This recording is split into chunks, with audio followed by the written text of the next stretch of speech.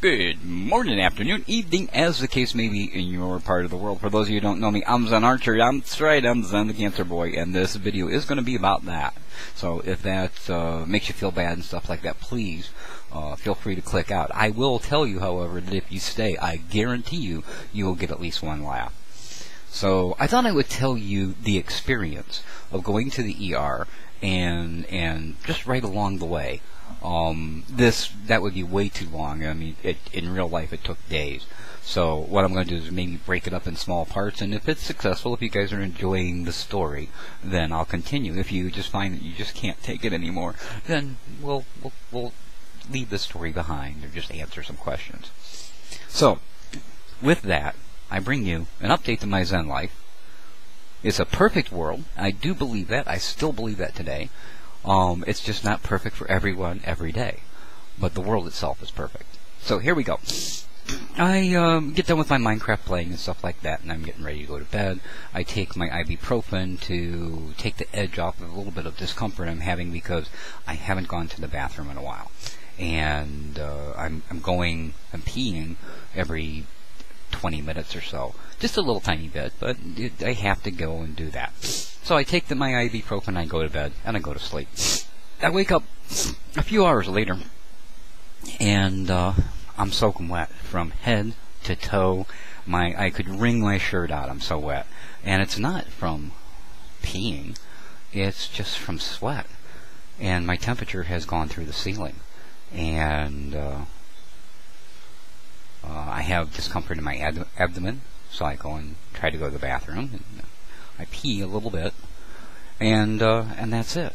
So I'm reading through messages on Oasis and other places, and recounting in my head the conversations I've had with other people, and everybody says the same thing: go to the hospital. Now, my tendency when people tell me what to do is to do anything except that. I'm just an obstinate bastard that way. Also, I'm very independent. I like to weigh my options, all of the options I can find as many as I can, and then make my choice. So I decide that for once, instead of forging a new trail, I'll go to the hospital. So I go. I call my brother and say, hey, listen, I need to go to the hospital. I put it off for a couple of days. I was going to go. I didn't go, but now I think I really need to go, and I don't want to go alone. It's a little scary. I don't really know what's going on with me. I'm pretty sure it's serious, but if you could, would you slide by and take me to ER? He said, sure, I'll be right there. And so him and his wife showed up, picked me up, and we went to the emergency room. Went in the emergency room, they asked me all kinds of questions about why I was there, and I basically told them I'm full of shit. I haven't taken a dump in about 3 weeks, roughly. Time for me is difficult. I have no days. I don't have a watch. I know that it was a couple of days ago this happened, but I can't tell you exactly how many days. I can't tell you what the date was, and I can't tell you when I first noticed something. Just always been that way in my life. Can't remember birthdays, can't remember my own name sometimes. So I explained, it's about 3 weeks, and I haven't been able to go. And they said, okay, why are you in here today? I said, well, I'm bound up, and I'm hoping that, give me an enema or something, and we'll pop that problem, and I'll go home. And they said, okay, well, somebody will be with you shortly. So I went and I waited. Now, the wait wasn't very long, but it was long enough that 20 minutes went past, and I had to go to the bathroom again. So as I was going to find a bathroom, in order to make myself a little more comfortable, they came out and they called my name. And they took me into ER. They had me get into a bed, disrobe. My brother and his wife were there. They sat down beside me in the bed, and the doctor came in. This doctor was I don't know how to explain. A very, very impressive-looking man, very well-groomed man, a very pleasant face, very smiling. But he treated everyone as if they were sick. He said to me, "This is you, Mr. Pose?" I'm like, "Yes, this is me." And he said, "And you're in here why today?" I'm like, "Well, because I'm full of shit. I haven't gone in about 3 weeks, and I'm hoping to do something, find out what's binding me up, and get that taken care of." He said, "Okay." And he said, and who is this? I said, it's my brother. And this lovely lady, I said, my brother's wife. And he said, can I talk about your condition in front of them? I said, you certainly may. So we talked about what was going on, what led up to it. And finally he said, I'm going to ask them to leave the room for a minute. I have some examinations and stuff I need to do that you'll probably be more comfortable, as will they. I'm like, okay. So they leave the room. I'm still in pain. I've still got nothing for it. We're still just talking. So once they leave the room, he stands beside the bed, and he looks at me for a couple of minutes. And he says to me, Mr. Pose, I'm going to whisper to you. Is that okay? I'm like, yeah, okay, whisper to me. So he bends down gently and to my ear, and he says to me, I'm going to put my finger in your butt.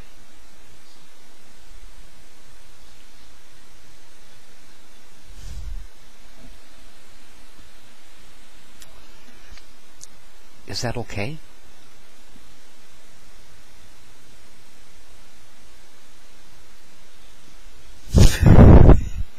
I said, knock yourself out. Do what you gotta do. He said, there's things I need to know. So he does a rectal exam, which is probably what he should have said. But the look on his face was so innocent. And the way that he said it, so matter-of-factly, it was very disarming. I couldn't possibly have been mad or angry. I was a little shocked. It made me, what? But, so he felt around and so on and so forth, and got done with that. He said they can come back in. Sent me out for a few tests. They put me through they put an EKG on me and did a test with that. Found that my heart was bucking around a little bit, jumping here, there, and up and down and stuff.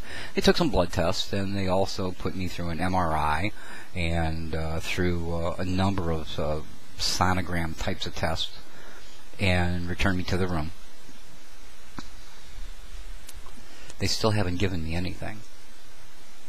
So I said to him, listen, I'm in a substantial amount of pain here. Is there something that you can give me for the pain? He said, I am here for you, my friend. You tell me what you want, and I will give it to you. I'm like, I don't know, just ibuprofen or something is what I've been taking. He said, okay, we'll get you some ibuprofen. And out the door he went. 2 hours later, I mentioned to my brother that I still hadn't seen any ibuprofen. So my brother went out and mentioned to the nurse that the doctor had said he was going to send in some ibuprofen. And she apparently said, okay. And I have to check with the doctor, but okay. And he came back in. 2 hours later, my brother went out again. This time, the doctor was out there. And he said to the doctor, he still hasn't gotten any kind of pain medication. You were going to give him some ibuprofen. The doctor said, oh my gosh, I am so sorry. He says to the nurse standing there, get him some ibuprofen. And he gives, so about an hour goes by, and another nurse comes in, asks me how I'm doing, and kind of checks some stuff, brings me some water, and no ibuprofen. The long and short of it is, it took approximately 6 hours to 8 hours to get an ibuprofen. That, by the way, I had in my bag, sitting next to the bed. But I didn't want to take something that I had brought in. I wanted to go ahead and let them give it to me. So they gave that to me about 20 minutes, and it took the edge off. And that's where we were at. Then the doctor passed the room, and he motioned to my brother. So my brother went out in the hallway. The doctor walked away. My brother came back in and sat down. I said, what did he say? My brother said, well, the MRI and stuff have shown some unusual growths in your bladder, and they want to bring in a urologist specialist to take a look at it and see what it is. Well, I knew what it was. I knew already that it was cancer. I had known probably for years that I was developing cancer. It wasn't a surprise to me.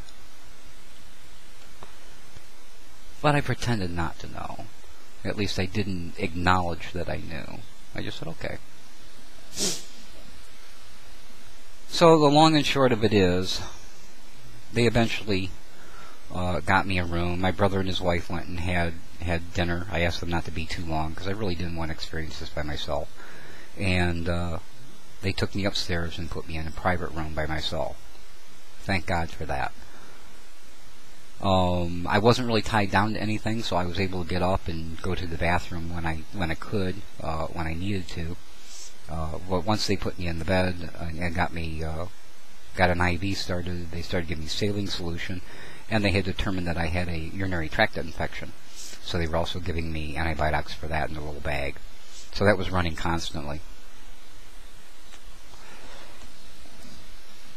I forgot to mention, while we were in ER, they decided that they needed to relieve, they could see that I was holding a lot of water, and so they decided that they were going to put in a catheter, and the doctor came in and put the catheter in, and it was a huge relief.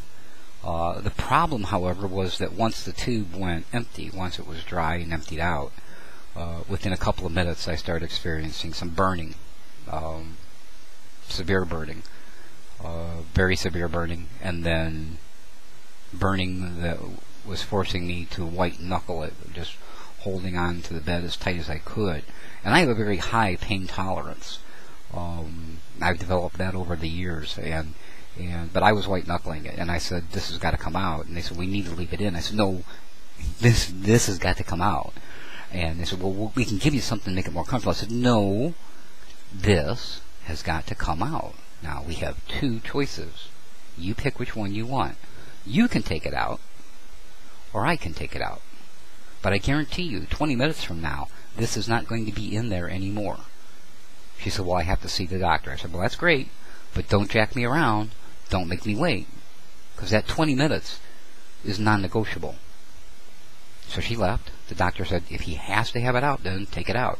So they came back in, and they took it out. They gave me the ibuprofen, and I was comfortable. Then they sent me up to my private room.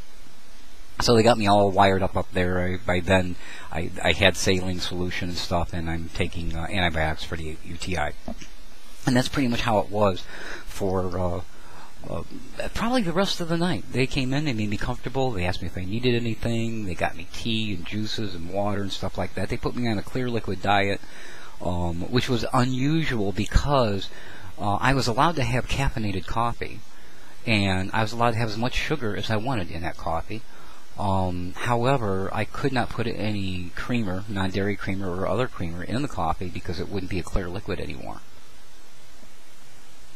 So for all means and purposes, they made the coffee that I could have undrinkable. I don't really drink coffee without milk, but I tried. I added water to it and thinned it out as best I could and drank it. Also got a lot of juices, especially for some reason, craving for apple juice, apple cider, grape juice, that kind of stuff. Wanted that a lot. I had been drinking a lot of orange juice. Anyway, so that's kind of how the night went. Then they came in and they talked to me and they said, "Look," or they sent the specialist in, the urologist, and the idea was that he was going to put a catheter in, and then he was going to do a biopsy of what they found and go from there. He also had done a rectal exam before making that decision, and when he did, he checked my prostate, and then he came in and said, "Well, what we're going to do is we're going to do this and that. And we're going to go. I'm going to put a scope up in there. We're going to look around, and I'm going to take a little nip out of it, a little biopsy. We're going to determine if it's cancerous or not. If it is, we're going to cut that cancer out." I said, "Whoa, no. What's going to happen is I may allow you to go in there and look, and you may do the biopsy once I understand it more. But once you determine if it's cancer or not, we're not just going to cut it out. You're going to talk to me, tell me the benefits of cutting it out and the downside to cutting it out, and then I'm going to make the executive decision if you're going to take anything out at all." This didn't make him very happy, and I was being independent and questioning his expertise, and his reaction to that was, "Dude, did you see the pictures? You've got prostate cancer. Now, I'm sure part of him saying that to me the way he did was an attempt to make me understand how severe the situation was, and also to comply with his wishes. But my reaction was, I'm on page 8, you're on page 3, would you like to try to catch up? That's not new information.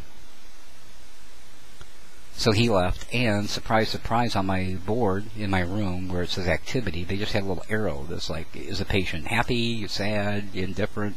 And they changed it from an arrow to the letters IND, period, independent. Everybody was very kind. Everybody presented me with what options I had, and most of them asked me what I wanted to do. They were very informative, and I sat realizing the situation that I was in. Now, regardless of what they said and how prostate cancer can be survived by some, has been survived by some, providing they do the right things, when you say to me, you have cancer, you're saying to me, you're dying.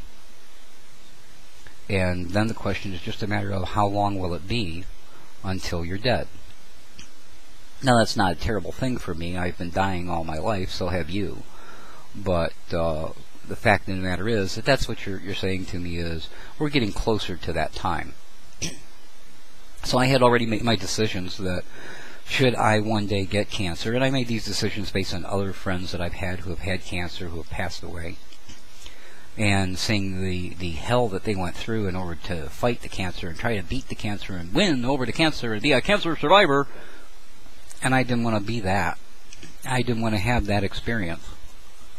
So my decision at this point, still today, is pretty much that if I have cancer, then I will be someone who lives with cancer until I'm not living anymore. And the treatment will be primarily to reduce the effects of the cancer as much as possible, and to keep me as painless as possible, as comfortable as I can. And I am perfectly fine living out the rest of my life having a Corona, sitting on a beach watching the sunset. I'm okay with that. And I'm okay with, if this is the end, this is the end. I've had a really good run. So that's where we're at right now. That's where we're at in the story. That's probably the first day. There's much more to come. But let me just tell you, if you're ever in a hospital and a man in a white coat comes up to you, who is a cross between Howdy Doody and Mr. Rogers, and he says to you, I'm going to whisper in your ear, don't be surprised when he says, I'm going to stick my finger in your butt.